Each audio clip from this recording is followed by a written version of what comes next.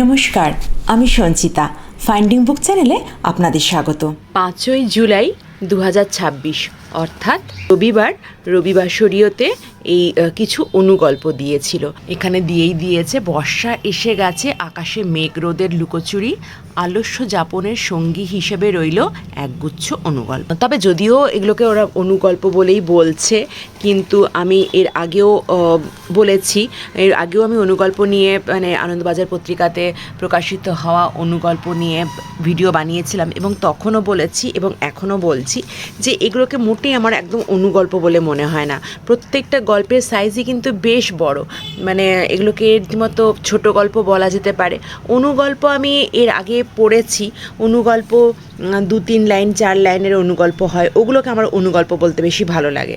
তো এইগুলো যাই হোক, এখানে অনুগল্প বলেছে বলে আমি অনুগল্প বলেই বলছি। প্রথমেই দেখাচ্ছি কৃষ্ণেন্দু মুখোপাধ্যায়ের লেখা অনুগল্প ঠিক একদিন।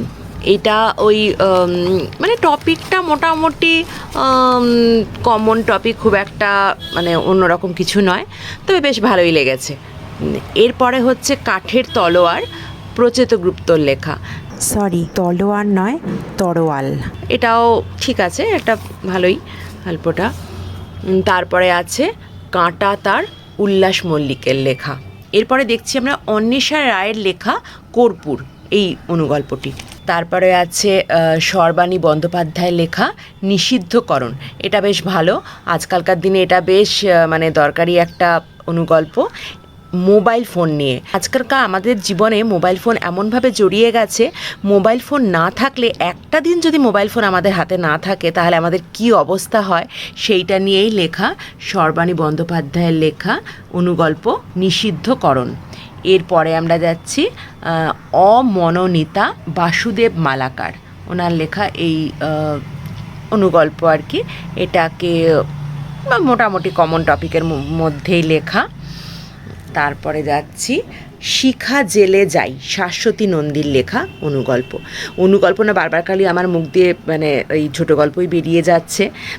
এরপরে আছে শান্তনু দের লেখা পবন ঠাকুরের পিঁড়ি। এটাও বেশ ভালো, এটা ভালোই লেগেছে আমার। তবে এই ধরনের গল্প আমি আগে পড়েছি, এই টাইপের, এইটাই যে পড়েছি সেটা নয়, এই টাইপের পড়েছি।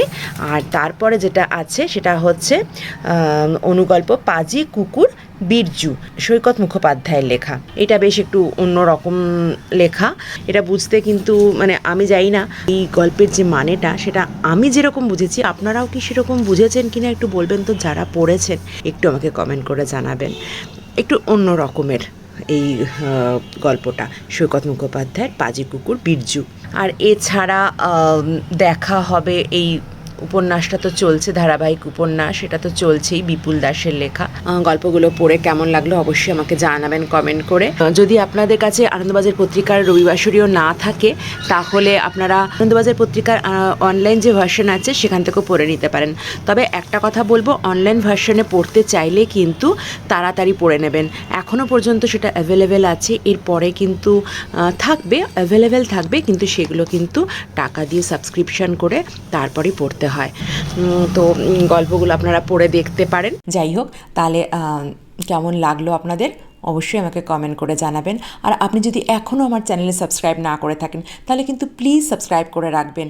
দেখা হবে অন্য কোনো বইয়ের আলোচনায়। আজ তাহলে আসি, নমস্কার।